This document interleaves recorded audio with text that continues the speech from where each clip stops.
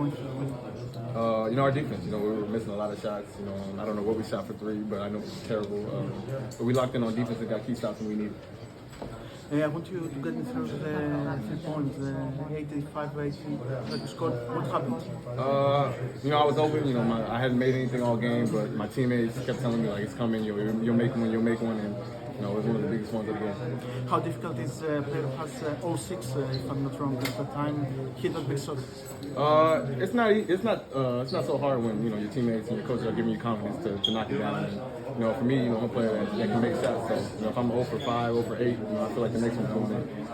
Darren, I would like a comment from you about the pick that you had with Juancho after the defensive award. It was an award that honestly both of us felt like we should have been in the running for. So we definitely wanted to get it. We felt like, especially after last year for me, it's an award that I want. And as a competitor, you're just kind of disappointed when you don't get it. And one comment about your friend Juancho, he did an incredibly much. He's great. He's been great all season. That's why he was second team all EuroLeague, one of the best players in the league. And he showed it today. He stepped up in the biggest moments, and I don't know how many minutes he played. I feel like he was never on the bench, but he fought through and helped us get the win. And about the fans? The best, man. I don't know how many times I can say it, but every time I step in there, in that environment, it's like you don't want to leave. You want to just you want to play more and more and more.